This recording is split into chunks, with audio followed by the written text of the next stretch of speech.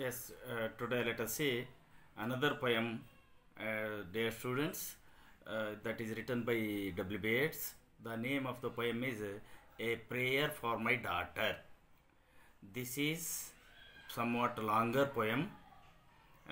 This is written by this W. Yeats, William Butler Yeats. You have to pronounce that Yeats as Yeats. So his life covers from 1865 to 1939. See, he is a great Irish poet, writer, and playwright. So he has taken much concentration in almost all works regarding the tradition, culture, and the human virtues. ಮನುಷ್ಯನಲ್ಲಿ ಸದ್ಗುಣಗಳನ್ನು ಬೆಳೆಸ್ಕೋಬೇಕು. ನಮ್ಮ ಸಮಾಜದಲ್ಲಿ ಸಂಸ್ಕೃತಿ ಅಂತಕ್ಕಂಥದ್ದು ಉಳಿಬೇಕು, ಇರಬೇಕು, ಅನುಸರಿಸ್ಬೇಕು ಅಂತಕ್ಕಂಥದ್ದು ಇವನ ಎಲ್ಲ ಡ್ರಾಮಾಸ್ ಇರ್ಬೋದು, ಪೊಯಮ್ಸ್ ಇರ್ಬೋದು, ಯಾವುದೇ ವರ್ಕ್ನಲ್ಲಾಗಲಿ ಇವನು ಹೈಲೈಟ್ ಮಾಡ್ತಾನೆ. ಬಟ್ ಇದರಲ್ಲಿ he is going to praying good virtues for his daughter. ಅಂದರೆ ತನ್ನ ಮಗಳು ಏನಾಗಬೇಕು, ತನ್ನ ಮಗಳು ಹೇಗಿರಬೇಕು ಅಂತಕ್ಕಂಥದ್ದನ್ನು ಇವನು ಬೇಡ್ಕೊಳ್ತಾನೆ. ಅವನು ಏನು ಬೇಡಿಕೊಂಡ ಅಂತಕ್ಕಂಥದ್ದು ಇದರಲ್ಲಿ ನಾವು ಈ ಪೊಯಮಲ್ಲಿ ಕಾಣ್ತೀವಿ. Actually this was written in 1919, just after the Second World War. Moreover, all over the world, it was the time of wars. There was oppression, there was fear. All over the world, ಎಲ್ಲ ದೇಶದ ಪ್ರಪಂಚದ ಎಲ್ಲ ಕಡೆಗೂ ಸಹ ಒಂದು ರೀತಿಯ ಆತಂಕ, ಯುದ್ಧದ ಯುದ್ಧಗಳು ಎಲ್ಲ ಕಡೆಗೂ ನಡೀತಾ ಇದ್ದವು. ಆಗ ತಾನೇ ಫಸ್ಟ್ ವರ್ಲ್ಡ್ ವಾರ್ ಮುಗಿದಿತ್ತು. ಅದರ ಭಯದಲ್ಲಿ ಇವನು ಈ ಪೊಯಮನ್ನು ಬರಿತಾನೆ, ತನ್ನ ಮಗಳನ್ನು ಗಮನಿಸಿ. ಬಟ್ ಇಲ್ಲಿ ಇನ್ನೂ ಒಂದು ನೆನಪಿಟ್ಕೋಬೇಕು, ಇವನು ಹೇಳ್ತಕ್ಕಂಥದ್ದು ಇವನ ಮಗಳಿಗಾದ್ರೂ ಸಹ this is universalised, this is what generalised, as if it may be the fear or oppression of any father for his daughter. ಯಾವುದೇ ಒಬ್ಬ ತಂದೆಗೂ ಇಂಥ ಆತಂಕ, ಇಂಥ ಈ ರೀತಿಯಾಗಿರ್ತಕ್ಕಂಥ ಭಯ ಇದ್ದೇ ಇರುತ್ತೆ, ಈ ರೀತಿಯಾಗಿರ್ತಕ್ಕಂಥ ಆಸೆ ಆಕಾಂಕ್ಷೆಗಳು ಇದ್ದೇ ಇರುತ್ತೆ.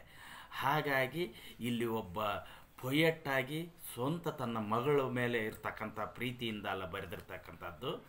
ಒಬ್ಬ ತಂದೆ ಸಾಮಾನ್ಯವಾಗಿ ತನ್ನ ಮಗಳ ಬಗ್ಗೆ ಏನು ಅಪೇಕ್ಷಿಸ್ತಾನೆ, ಏನು ನಿರೀಕ್ಷಿಸ್ತಾನೆ, ತನ್ನ ಮಗಳ ಭವಿಷ್ಯ ಹೇಗೆ ಇರಬೇಕಂತಂದು ಊಹಿಸ್ಕೊಳ್ತಾನೆ ಅಂತಕ್ಕಂಥದ್ದು ಈ ಪೊಯಮ್. ಸೊ 1919ನಲ್ಲಿ ಇವನು ಮಗಳು ಹುಟ್ಟಿರ್ತಾಳೆ. ಆ ಮಗಳು ತೊಟ್ಲಲ್ಲಿ ಮಲಗಿರ್ತಾಳೆ. ಆಗ ಬರೆದಿರ್ತಕ್ಕಂಥ ಪೊಯಮ್. ಆದರೆ ಅದಕ್ಕಿಂತ ಮುಂಚೆ ಇವನು actually he had loved a beautiful and energetic and most beautiful woman, ಮೊಡಗನ್ನ ಅಂತಕ್ಕಂಥ ಒಬ್ಬ ಲೇಡಿನ ಲವ್ ಮಾಡಿರ್ತಾನೆ. ಆದರೆ ಅವಳು ಕೈ ಕೊಟ್ಬಿಡ್ತಾಳೆ. ಆದರೆ he was fascinated, he was attracted by the beauty of that ಮೊಡಗನ್ನ. So he was never able to forget her. ಅದರದ್ದು ಸಹ ನೋವಿರುತ್ತೆ. ಅಂಥ ಸಂದರ್ಭದಲ್ಲಿ ಬರೆದಿರ್ತಕ್ಕಂಥ ಪೊಯಮ್ ಇದು. ಇವನಿಗೆ ಅದಾದಮೇಲೆ ಇವನು ಪ್ರೇಯಿಸಿ ಬೇರೆಯವ್ರನ್ನ ಮದುವೆ ಆಗ್ತಾಳೆ. ಆ ಬೇರೆಯವ್ರನ್ನ ಮದುವೆ ಆದಮೇಲೆ ಅದು ಹೋಗಿ ಯಾವುದೋ ಒಬ್ಬ ಫೂಲನ್ನು, ಕೆಲಸಕ್ಕೆ ಬರದೇ ಇರ್ತಕ್ಕಂಥ ವ್ಯಕ್ತಿನ ಆದಂತಂದು ಇವನು ಈ ಪೊಯಮಲ್ಲೇ ಕೊನೆಗೆ ಮಧ್ಯದಲ್ಲಿ ಹೇಳ್ತಾನೆ. ಜೊತೆಗೆ ಇವನು ಅದಾದಮೇಲೆ ತನ್ನ ಮದುವೆಯ ನಂತರ ಬೇರೆ ಮದುವೆ ಆಗ್ತಾನೆ. ಆ ಮದುವೆ ಆದಮೇಲೆ ಇವನಿಗೆ ಇಬ್ಬರು ಮಕ್ಕಳು ಹುಡ್ತಾರೆ. ಒಂದು ಗಂಡು ಒಂದು ಹೆಣ್ಣು. ಆವಾಗ ಇವನ ಮಗಳು ಹುಟ್ಟಿದಾಗ ಇವನು ಬರೆದಿರ್ತಕ್ಕಂಥ poem. But it was written in 1919. It was first published in 1921. ಇದು ಫಸ್ಟ್ ಬರೆದದ್ದು 1919 ಆದ್ರೂ 21 ಪಬ್ಲಿಷ್ ಆಗುತ್ತೆ ಅಥೆಂಟಿಕ್ ಆಗಿ. ಸೊ ಈಗ ಸಿಚುವೇಶನನ್ನು ನೀವು ಕ್ರಿಯೇಟ್ ಮಾಡ್ಕೋಬೇಕು. ಲಾಂಗರ್ ಪೊಯಮ್ ಇದು, ಸ್ವಲ್ಪ ಸ್ಪೀಡಾಗಿ ಹೋದರೆ ಏನು ತೊಂದರೆ ಇಲ್ಲ ಅಂತ ಅನಿಸುತ್ತೆ. ಅರ್ಥ ಮಾಡ್ಕೊಳ್ಳಿ ಅಷ್ಟೇ. ನಿಮಗೆ ಅರ್ಥ ಆಗದೆ ಇರ್ತಕ್ಕಂಥದ್ದನ್ನು ನೀವು ಚಾಟ್ ಬಾಕ್ಸ್ ಅಥವಾ ಮೆಸೇಜಲ್ಲೇ ಹಾಕಿ. ಈಗ ಸಿಚುವೇಶನ್ ಹೇಗಿದೆ ಅಂತ ಅಂದರೆ, ಈ ತನ್ನ ಮಗು ತೊಟ್ಲಲ್ಲಿ ಮಲಗಿದೆ. This speaker poet is walking here and there, is strolling. ಸುಮ್ಮನೆ ಅಡ್ಡಾಡ್ತಾ ಇದ್ದಾನೆ ಅತ್ಲಾಗಿತ್ಲಾಗೆ. ತನ್ನ ಮಗಳು ಮಲಗಿರ್ತಕ್ಕಂಥದ್ದು ನೋಡಿದಾಗ ಅದೇ ಟೈಮ್ಗೆ ಹೊರಗಡೆ ಗಾಳಿ ಜೋರಾಗಿ ಬೀಸ್ತಾ ಇದೆ, ಅಲೆಗಳು ಬಹುಶಃ ಎದ್ದಾಳ್ತಾ ಇದ್ದಾವೆ ಅಂತಕ್ಕಂಥ ಭಯ ಇದೆ. ಅಂಥ ಸಂದರ್ಭದಲ್ಲಿ ಇವನಿಗೆ ಆತಂಕ ಆಗುತ್ತೆ. ನನ್ನ ಮಗಳು ಈ ಹೊರಗಿನ ಏನು ಅಬ್ಸ್ಟ್ಯಾಕಲ್ಸ್ ಇದಾವೆ ಅಥವಾ ತೊಂದರೆಗಳಿದಾವೋ ಅವುಗಳಿಂದ ಈ ಕಷ್ಟಗಳು ಏನಾದರೂ ಬಂದ್ಬಿಡ್ತವೆ ಏನೋ, ಅದರಿಂದ ಹೇಗೆ ಪ್ರೊಟೆಕ್ಟ್ ಮಾಡ್ಕೊಂತಾಳೆ ಇವಳು ದೊಡ್ಡವಳು ಆದಮೇಲೆ ಅಂತಕ್ಕಂಥದ್ದನ್ನು ವ್ಯಕ್ತಪಡಿಸ್ತಾನೆ. So first let me to read the first stanza of this poem, that is a prayer for my daughter. Once more than storm is howling, and off lid under this cradle wood, and coverlid my child sleeps on. There is no obstacle but Gregory's wood and one bare hill, whereby the haystack and roof leveling winds bred on the Atlantic can be stayed, and for an hour I have walked and prayed because of the great gloom that is in my mind. See, almost all he was walking 1 hour. So ಅದಕ್ಕೆ last lines ತಗೊಳ್ಳಿ ನೀವು ಇದ್ರ ಈ ಸ್ಟ್ಯಾಂಜದಲ್ಲಿ. For an hour I have walked, ನಾನು 1 ಗಂಟೆಗಟ್ಟಲೆ walk ಮಾಡ್ತಾ ಇದ್ದೆ, ಜೊತೆಗೆ ಬೇಡ್ಕೊಳ್ತಾ ಇದ್ದೆ. ಯಾಕೆ ಅಂದರೆ ಬಿಕಾಸ್ ಆಫ್ ಗ್ರೇಟ್ ಗ್ಲೂಮ್, ದೊಡ್ಡ ಆತಂಕ, ಗ್ಲೂಮ್ ಆತಂಕ, ಭಯ, that is in my mind. ನನ್ನ ಮೈಂಡಲ್ಲಿ ದೊಡ್ಡ ಆತಂಕ ಆವರಿಸಿತ್ತು. ಆ ಕಾರಣಕ್ಕೋಸ್ಕರ ನಾನು ಈ ಪೊಯಮನ್ನು ಬರೆದೆ ಅನ್ನೋ ರೀತಿಯಲ್ಲಿ ಹೇಳ್ತಾ ಇದ್ದೇನೆ. So he was walking, there was a kind of gloom or depression, oppression on his mind. So at that time he is observing his child who is sleeping in the cradle, and he is observing outside obstacles too. So ನೋಡಿ ಇಲ್ಲಿ ಹಾಗೆ ಹೇಳ್ತಾ ಇದ್ದಾನೆ, ಅವನು ಓಡಾಡ್ತಾ ಇದ್ದಾನೆ. ಆವಾಗ once more, so from the beginning, once more the storm is howling. See, ಬಿರುಗಾಳಿ ಜೋರಾಗಿ ಬೀಸ್ತಾ ಇದೆ, ಬಹುಶಃ ಮಾಮೂಲು ಬೀಸೋದಕ್ಕಿಂತ ಹೆಚ್ಚಿಗೆ ಬೀಸೋದು. Howling means blowing. So once more the storm is howling, half hid under this cradle hood. ನೋಡಿ, half lay head under this cradle hood. So ಆ ಜೋಗಳ ಅಥವಾ ಜೋಕಾಲಿ ಅಥವಾ ತೊಟ್ಲಿದೆಯಲ್ಲ, ಅದು ಫುಲ್ ಕವರ್ ಆಗಿಲ್ಲ. ಇಲ್ಲಿ ನೋಡಿ ಕಂಪ್ಯಾರಿಸನ್ ಹೇಗೆ ಮಾಡ್ಕೊತ ಹೋಗ್ತಾ ಇದ್ದಾನೆ. ಯೂಶ್ವಲಿ ಅವಳು ನಿಜ ಜೀವನದಲ್ಲೂ ಸಹ not fully protected from the outside troubles or obstacles ಅನ್ನೋದನ್ನು ಆ ರೀತಿ ಹೇಳ್ತಾ ಇದ್ದಾನೆ. ಆಫ್ ಹೆಡ್, ಅರ್ಧ ಬರ್ಧ ಮುಚ್ಚಿದ್ದಾರೆ ಯಾವುದನ್ನು, ಅಂಡರ್ ದ ಕ್ರೆಡಲ್ ಹುಡ್, ಆ ಕ್ರೆಡಲನ್ನು ಅಥವಾ ಜೋಗಳನ್ನು ಅಥವಾ ತೊಟ್ಲನ್ನು ಮುಚ್ಚಿರೋದು. ಕವರ್ ಲೇಟ್, ಆ ಮುಚ್ಚಿರ್ತಕ್ಕಂಥದ್ರ ತೊಟ್ಲಲ್ಲಿ, ತೊಟ್ಲು, my child sleeps on. Of course there is no obstacle. Obstacle trouble, ಅಲ್ಲೇನಂತ ತೊಂದರೆ ಇಲ್ಲ ನನ್ನ ಮಗಳಿಗೆ. ಯಾಕೆಂದರೆ ತೊಟ್ಲಲ್ಲಿ ಮಲಗಿದ್ದಾಳೆ, ನಿದ್ದೆ ಮಾಡ್ತಾ ಇದ್ದಾಳೆ. ಮೋರ್ ಓವರ್ ಅದನ್ನು ಮುಚ್ಚಿದ್ದಾರೆ, ಆದರೆ ಅರ್ಧ ಮುಚ್ಚಿದ್ದಾರೆ. ಆ ಅರ್ಧ ಮುಚ್ಚಿರೋದಕ್ಕೆ ಇನ್ನೊಂದು ಅರ್ಧ ಮುಚ್ಚಿರಲಿಲ್ಲ, ಅದಕ್ಕೆ ಇವನಿಗೆ ಆತಂಕ ಇರಬಹುದು. ಆದರೆ ಮುಚ್ಚಿರೋದಕ್ಕೆ ಇವನಿಗೆ ಯಾವುದೇ ಆತಂಕ ಇಲ್ಲ. But there is no obstacle but Gregory's wood and one bare hill. ಅಲ್ಲಿ ಒಂದು ಅರಣ್ಯ ಸಣ್ಣ ಕಾಡಿದೆ, wood, name of the Gregory wood, Gregory's wood, and one bare hill, ಅಲ್ಲಿ ಒಂದು ಬೆಟ್ಟ ಇದೆ, ಗುಡ್ಡ. ಅಲ್ಲಿ ನೋಡಿ, ಇಲ್ಲಿ ಹೇಳ್ತದಾನೆ, ಈ ಬೆಟ್ಟ ಅಥವಾ ಗುಡ್ಡ ಜೊತೆಗೆ ಈ ಸಣ್ಣ ಕಾಡು ಇರೋದ್ರಿಂದ ನನ್ನ ಮಗಳಿಗೆ ಅಂಥ ತೊಂದರೆ ಇಲ್ಲ ಅನಿಸುತ್ತೆ. ಯಾಕೆ ಅಂತ ಅಂದರೆ ಅಲ್ಲಿ ಗಾಳಿ ಬೀಸಿದ್ರೂ ಸಹ ಅವು ತಡಿಬಹುದು ಅನ್ನೋ ಕಾರಣಕ್ಕೋಸ್ಕರ. ಆದರೆ whereby the hay stake and roof levelling wind, but ಅಲ್ಲಿ ವಿಂಡ್, ಗಾಳಿ, ಅಲ್ಲಿ ಬಿರುಗಾಳಿ ಅಂತಂದು ಹೇಳಿದ್ನಲ್ಲ, ಆ ಗಾಳಿ ಬೀಸ್ತಕ್ಕಂಥದ್ದು ಇವನ ಮೇಲ್ಛಾವಣಿ ಅಥವಾ ಇವನ ಮನೆಯ ಮೇಲ್ಛಾವಣಿನೇ ಎಲ್ಲಿ ಕಿತ್ಕೊಂಡು ಹೋಗುತ್ತೇನೋ ಅನ್ನೋ ರೀತಿಯಲ್ಲಿ, ಹೇ ಸ್ಟೇಕ್ ಅದರ ಮೇಲೆ ಒದಿಸಿರ್ತಕ್ಕಂಥದ್ದು ಎಲ್ಲಿ ಕಿತ್ಕೊಂಡು ಹೋಗುತ್ತೆ ಅನ್ನೋ ರೀತಿಯಲ್ಲಿ ಅದು ಗಾಳಿ ಬೀಸ್ತಾ ಇದೆ. Bred on Atlantic, so that wind has influenced to create waves on the Atlantic ocean. Ocean ಮೇಲೆ ಗಾಳಿ ಬೀಸೋದ್ರಿಂದ ಅಲೆಗಳು ಎದ್ದಾಳ್ತಾ ಇದ್ದಾವೆ, ಅವು ನಿಲ್ಲಬಹುದು, can be stayed because of these hills or Gregory wood. So by thinking like this I was trolling walked for an hour ಅಂತಕ್ಕಂಥದ್ದನ್ನು first ಸ್ಟ್ಯಾಂಜದಲ್ಲಿ ಹೇಳ್ತಾನೆ. So then in the second stanza, I have walked and prayed for this young child an hour. So walked and prayed, walked and prayed, and heard the sea wind scream upon the tower. So at that time he is observing or listening the sound of the sea wind. ಅಲ್ಲಿ ಗಾಳಿ ಬೀಸೋದ್ರಿಂದ ಏನಾಗ್ತಾ ಇದೆ, ಅಲೆಗಳು ಎದ್ದಾಳ್ತಾ ಇದ್ದಾವೆ. ಅಲೆಗಳು ಎದ್ದಾಳ್ತಾ ಇರೋದ್ರಿಂದ ಇವನಿಗೆ ಹೆದರಿಕೆ ಆಗ್ತಾ ಇದೆ. ನೋಡಿ, heard the sea wind scream sound of the waves or the sea wind upon the tower and under the arches of the bridge. ಆ ನೀರು ಹೋಗ್ತಕ್ಕಂಥ ಬ್ರಿಡ್ಜ್ ಇದೆಯಲ್ಲ, ಸೇತುವೆ, ಅದರ ಮೇಲೆ scream in the elms above the flooded stream. ದೊಡ್ಡ ಪ್ರವಾಹನೇ ಬರ್ತಾ ಇದೆನೋ ಅನ್ನೋ ರೀತಿಯಲ್ಲಿ ಎದ್ದಾಳ್ತಾ ಇದೆ. ದಟ್ ಮೀನ್ಸ್ ದೊಡ್ಡ ಪ್ರವಾಹದ ಅಲೆಗಳು ಬರ್ತಾ ಇದ್ದಾವೆ, ಜೋರಾದ ಗಾಳಿ ಬೀಸ್ತಾ ಇದೆ. Imagining in excited reverie. See, he is thinking that whether it is real or not, ಇದು ಸುಳ್ಳು ಅಥವಾ ಸರಿನೋ ಅನ್ನೋ ರೀತಿಯಲ್ಲಿ, ಇದು ಹಗಲುಗನಸೇನೋ ಅನ್ನೋ ರೀತಿಯಲ್ಲಿ ಆಗ್ತದೆ. ಅಂದರೆ ಇದ್ದಕ್ಕಿದ್ದಾಗೆ suddenly there was full of flood, there were full of wind, waves and sea winds.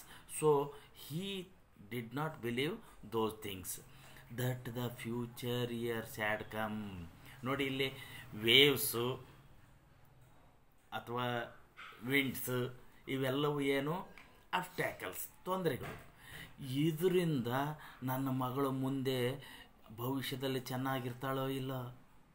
ನೋಡಿ, ಇವು ನ್ಯಾಚುರಲ್ ಕೆಲಾಮಿಟೀಸ್, ನ್ಯಾಚುರಲ್ ಅಬ್ಸ್ಟ್ಯಾಕಲ್ಸ್. ಆದರೆ ಇನ್ನು ಈ ನ್ಯಾಚುರಲ್ ಅಬ್ಸ್ಟ್ಯಾಕಲ್ಸನ್ನು ಸೊಸೈಟಿ ಅಬ್ಸ್ಟ್ಯಾಕಲ್ಸ್ಗೆ ಕಂಪೇರ್ ಮಾಡಬಹುದು ಬಹುಶಃ. That the future years had come dancing to a frenzied drum out of the murderous innocence of the sea. See, there may be the sea is very calm, it seems to be innocent. Murderous innocence ಅಂತಂದರೆ ಸಮುದ್ರ ಏನಾದರೂ ಸ್ತಬ್ಧವಾಗಿದೆ ಅಂತ ಅಂದರೆ, ಸ್ತಬ್ಧವಾಯಿತು ಅಂದರೆ ಅದು ಯಾವತ್ತೂ ಉಕ್ಕುತ್ತೋ, ಯಾವಾಗ ಅಲೆಗಳನ್ನು ಎಬ್ಬಿಸಿ ಹಾಳು ಮಾಡುತ್ತೋ, ನಾಶ ಮಾಡುತ್ತೋ ಗೊತ್ತಿಲ್ಲ. ಆ ಕಾರಣಕ್ಕೋಸ್ಕರ ಇದು ಸಮುದ್ರ ಉಕ್ಕಿ ಅದರ ಬಿರುಗಾಳಿ ಅಲೆಗಳು ಯಾವಾಗ ನನ್ನ ಮಗಳ ಭವಿಷ್ಯವನ್ನು ಏನು ಮಾಡ್ತವೆ ಏನೋ ಅಂತ ಆತಂಕವನ್ನು ಇವನು ವ್ಯಕ್ತಪಡಿಸ್ತದಾನೆ. Then may she be granted beauty, but yet beauty to make a stranger's eye distraught. Yes, he fears at the future of the girl or his daughter. So he thinks about the natural obstacles. That means how she may be faced by the sea winds or waves or such other the outside obstacles. But at the same time he thinks of her own things, how they may be dangerous to her. ಅವು ಹೊರಗಿನವು ಅಷ್ಟೇ ಅಲ್ಲ, ಇವಳ ಬಗ್ಗೆನೂ ಯೋಚನೆ ಮಾಡ್ತಾನೆ. ದೇವರೇ, ನನ್ನ ಮಗಳಿಗೆ ಸೌಂದರ್ಯ ಕೊಡು. ನೋಡಿ, may she be granted beauty, ಇವಳಿಗೆ ಸೌಂದರ್ಯ ಕೊಡು. Yet not beauty to make a stranger sight distract. So ಆ ಸೌಂದರ್ಯ ಅಂತಕ್ಕಂಥದ್ದು ಅವಳಿಗೆ ಕೆಡಕಾಗಬಾರ್ದು. ಏನು, he wants his daughter should get the beauty, but that beauty should not glitter to other strangers or others. ಬೇರೆಯವರಿಗೆ ಅದೇ ಕಣ್ಣು ಕುಕ್ಕಬಾರ್ದು. ಅದರಿಂದ ಇವಳು ಜೀವನ ಹಾಳಾಗಬಾರ್ದು. ನೋಡಿ, ಅದಕ್ಕೆ ಹೇಳ್ತದಾನೆ ಇಲ್ಲಿ, may she may be granted beauty yet not beauty to make a stranger's eyes distract. ಅಸೂಯೆ ಬೇರೆಯವರು ಅಸೂಯೆ ಪಡೋ ರೀತಿಯಲ್ಲಿ ನನ್ನ ಮಗಳಿಗೆ ಸೌಂದರ್ಯ ಕೊಡಬೇಡ. ಅಸೂಯೆ ಪಡೋದು ಯಾರು? ಬೇರೆ ಹೆಣ್ಮಗಳು. ಅವಳಿಗಿದ್ದಷ್ಟು ಸೌಂದರ್ಯ ನನಗಿಲ್ಲ ಅಂತಕ್ಕಂಥದ್ದು ಬೇರೆ ಹೆಣ್ಣಿರ್ಬೋದು, ಪರ್ಟಿಕ್ಯುಲರ್ ಆಗಿ ಬೇರೆ ಗಂಡಸು. ಇವಳು ಮದುವೆ ಆಗ್ತಕ್ಕಂಥವನು ಅಥವಾ ಇವಳ ರೂಪನ ನೋಡಿ ಬೇರೆಯವರು ಹೊಟ್ಟೆ ಕಿಚ್ಚುಪಟ್ಟು ಅದರಿಂದನೇ ಆ ಬ್ಯೂಟಿನೇ ಅವಳಿಗೆ ಮುಳುವಾಗಬಹುದಾ? ಅಂಥ ಬ್ಯೂಟಿ ಬೇಕಾಗಿಲ್ಲ. ನೀವು ಬೇಕಾದಷ್ಟು ಕೇಳಿರ್ತೀರಿ, ನೋಡಿರ್ತೀರಿ. ಈ ತುಂಬ ಚೆನ್ನಾಗಿರ್ತಕ್ಕಂಥವ್ರನ್ನ ಅವಳ ಸೌಂದರ್ಯ ನೋಡಿ ಏನೋ ಮಾಡಿ ಕೊಲೆ ಮಾಡಿರ್ತಕ್ಕಂಥವು, ಹಾಳು ಮಾಡಿರ್ತಕ್ಕಂಥವು ಬೇಕಾದಷ್ಟು ನೀವು ನೋಡಿರ್ತೀರಿ. ಆ ರೀತಿಯಾಗಿರ್ತಕ್ಕಂಥದ್ದು ಅವನು 1919 ಬರೆದಿದ್ದಾನೆ ನೋಡಿ.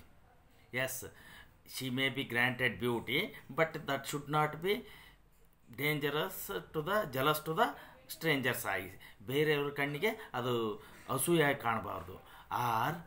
Hours before looking glass mirror. ಆದರೆ ಅಷ್ಟೇ ಅಲ್ಲ, ಅವಳೇ ಬ್ಯೂಟಿನ ಕನ್ನಡಿಯಲ್ಲಿ ನೋಡ್ಕೊಂಡು ಅವಳಿಗೆ ಸೊಕ್ಕು ಬರಬಾರ್ದು. ಯಾಕೆ ಅಂತಂದರೆ, ಸಾಮಾನ್ಯವಾಗಿ ಎಲ್ಲಿ ಸೌಂದರ್ಯ ಇರುತ್ತೋ, ಎಲ್ಲಿ ಯಾರು ರೂಪವತಿಯರಾಗಿರ್ತಾರೋ ಅವ್ರಿಗೆ ಸೊಕ್ಕು ಜಾಸ್ತಿ ಅಂತೆ, ದಿಮಾಕ ಜಾಸ್ತಿ ಅಂತೆ. ಅದನ್ನು ಇಲ್ಲಿ ಹೇಳ್ತಾ ಇದ್ದಾನೆ. ಯಾಕೆ ಅಂತಂದರೆ, ಇವನು ಪ್ರೇಯಸಿನೂ ಸಹ ಮೊಡಗನ್ನ ಅಂತಂದು ಹೇಳಿನಲ್ಲ, ಅವಳು ಸೋ ಮಚ್ ಬ್ಯೂಟಿಫುಲ್ ಗರ್ಲ್. ಅವಳು ಆ ರೀತಿ ಇದ್ದದಕ್ಕೆ ಅವಳಿಗೆ ಅಹಂಕಾರ ಇದ್ದದ್ದು. ಅಂಥ ಅಹಂಕಾರ ನನ್ನ ಮಗಳಿಗೆ ಕೊಡಬೇಡ. ಅಂದರೆ ಸೌಂದರ್ಯನೇ ನನ್ನ ಮಗಳಿಗೆ ಮುಳುವಾಗಬಾರ್ದು. For such being made beautiful over much consider beauty a sufficient end. ಸೌಂದರ್ಯ ಅಂತಕ್ಕಂಥದ್ದು ಸೌಂದರ್ಯವಾಗಿ ಕೊನೆ ಆಗಬೇಕೇ ಹೊರತು actually that must not lead to other things. ಯಾವುದು? Lose natural kindness. ಸೌಂದರ್ಯ ಇತ್ತು ಅಂತ ಅಂದರೆ ಸ್ವಾಭಾವಿಕವಾಗಿರ್ತಕ್ಕಂಥ ದಯೆ, ಕರುಣೆ ಅಂತಕ್ಕಂಥದ್ದು ಹೋಗ್ಬಿಡುತ್ತೆ. ಅಂದ್ರೇನು? ಬ್ಯೂಟಿ ಕೊಡು ನನ್ನ ಮಗಳಿಗೆ, ಅದರ ಜೊತೆಗೆ ಕರುಣೆ ಅಂತಕ್ಕಂಥದ್ದು, ದಯೆ ಅಂತಕ್ಕಂಥದ್ದು ಅವಳಲ್ಲಿ ಇರಬೇಕು. ಯಾಕೆ ಅಂದರೆ ಸೌಂದರ್ಯ ಇದ್ದ ಕಡೆ ಈ ಪ್ರೀತಿಗಿಂತ ಕರುಣೆ, ದಯೆ, ಬೇರೆಯವ್ರ ಬಗ್ಗೆ ಅನುಕಂಪ ಇಂಥದ್ದು ಇರಲ್ಲ. ಆದ್ದರಿಂದ ದಯವಿಟ್ಟು ಅಂಥ ಬ್ಯೂಟಿ ಕೊಡೋಕೆ ಹೋಗಬೇಡ. ನನಗೆ ಮಾಡ್ರೇಟ್ ಬ್ಯೂಟಿ ಕೊಡಿ. ನನ್ನ ಮಗಳಿಗೆ ಸಾಮಾನ್ಯವಾಗಿರ್ತಕ್ಕಂಥ ಬ್ಯೂಟಿ ಇರಬೇಕೇ ಹೊರ್ತು ಅದರಿಂದ ಅವಳಿಗೆ ಅಹಂಕಾರ, ಅವಳಿಗೆ ಸಾಮಾನ್ಯವಾಗಿರ್ತಕ್ಕಂಥ ಈ ಹ್ಯೂಮನ್ ವರ್ಚ್ಯೂ, ಸದ್ಗುಣ ಅಂತಕ್ಕಂಥದ್ದು ಯಾವುದು ದಯೆ ಇದೆಯೋ ಅದು ಕಳ್ಕೊಳ್ಳೋ ರೀತಿಯಾಗಿರ್ತಕ್ಕಂಥ ಬ್ಯೂಟಿ ಕೊಡಬೇಡ. May be the heart revealing intimacy that chooses right. Yes, she must have 2 things. ಒಂದು ನೋಡಿ, ನೆನ್ಪಿಟ್ಕೊಳ್ಳಿ, ಸೌಂದರ್ಯ ಇರಲಿ, ಆದರೆ ಅದು ಹೆಚ್ಚಿಗೆ ಇರಬಾರ್ದು. ಸೌಂದರ್ಯ ಇದ್ದ ತಕ್ಷಣವೇ ಅವಳು ಕೈಂಡ್ನೆಸ್ಸು ಮತ್ತು ಇಂಟಿಮೆಸಿ ಅಂತ ಅಂದ್ರೇನು? ಪರಸ್ಪರ ತುಂಬ ಹತ್ತಿರವಾಗಿರ್ತಕ್ಕಂಥದ್ದು, ಜೊತೆಯಾಗಿರ್ತಕ್ಕಂಥದ್ದು, ಕ್ಲೋಸ್ ಆಗಿರ್ತಕ್ಕಂಥದ್ದು. ಅಂಥದ್ದು ಮಾತ್ರ ಕಳ್ಕೊಳ್ಳೋ ರೀತಿಯಲ್ಲಿ ಮಾಡಬೇಡ. ಅಂದ್ರೇನು? ಅವಳಲ್ಲಿ ಕೈಂಡ್ನೆಸ್ ಇರಬೇಕು ಮತ್ತು ಇಂಟಿಮೆಸಿ. ನೋಡಿ, heart revealing intimacy means close and real inner intimacy that chooses right. ಅದಿರಬೇಕು. But never find a friend. That means he wants never find a friend means ಬಹುಶಃ ಅವನ ಪ್ರೇಯಸಿ ಏನು ಮಡಗನ್ನ ಇದ್ಲೋ ಅವಳಲ್ಲಿ ಇಂಥದ್ದು ಕಾಣಲಿಲ್ಲ, ಇಂಟಿಮೆಸಿ ಇರಲಿಲ್ಲ, ಕೈಂಡ್ನೆಸ್ ಇರಲಿಲ್ಲ, ಆದರೆ ಬ್ಯೂಟಿ ಇತ್ತು. ಅಂಥ ಬ್ಯೂಟಿನ ನನ್ನ ಮಗಳಿಗೆ ಕೊಡಬೇಡ. ಸೊ ಈ ಸ್ಟ್ಯಾಂಜದಲ್ಲಿ ಏನು ಹೇಳ್ತದಾನೆ ಅಂದರೆ, he prays God or he prays generally his daughter should have the beauty, but that should not be too much. Moderate beauty he wants for his daughter. That should not make the others for the jealous. ಅವ್ಳಿಗೆ ಎಂಥ ಸೌಂದರ್ಯ ಬೇಕು, ಬೇರೆಯವರಿಗೆ ಇವಳ ಸೌಂದರ್ಯ ನೋಡಿ ಹೊಟ್ಟೆ ಕಿಚ್ಚು ಬರಬಾರ್ದು. ಮೋರೋವರು ಅವಳಿಗೂ ಸಹ ತಾನು ಇಂಥ ಸೌಂದರ್ಯವತಿ, ನನಗೆ ಇಂಥ ಒಂದು ಸೌಂದರ್ಯ ಇದೆ, ನಾನು ಇಂಥ ಬ್ಯೂಟಿ ಅಂತಂದು ಅಹಂಕಾರ ಬರೆದಿದ್ದಂಗೆ ಅವಳಲ್ಲಿ ಕೈಂಡ್ನೆಸ್ಸು ಮತ್ತು ಇಂಟಿಮಸಿಯನ್ನು ಬೆಳೆಸು. ದಯವಿಟ್ಟು ಇದು ನನ್ನ ಮಗಳಲ್ಲಿ ಇರೋ ರೀತಿಯಲ್ಲಿ ಆಗಬೇಕು. ಯಾವುದೇ ಕಾರಣಕ್ಕೂ ಸೌಂದರ್ಯವತಿಯಾಗಿರ್ತಕ್ಕಂಥ ಒಂದು ಹೆಣ್ಣಲ್ಲಿ we are not possible to see intimacy and kindness. So he requests or he prays that she should not have over much beauty. That is the prayer of this poet or the speaker as a father. So in this way he is going to give the beautiful picture of his prayer for the welfare of his daughter's future. Okay, so let us see the remaining things in the next video. Okay, with this I want to end. So have a nice day.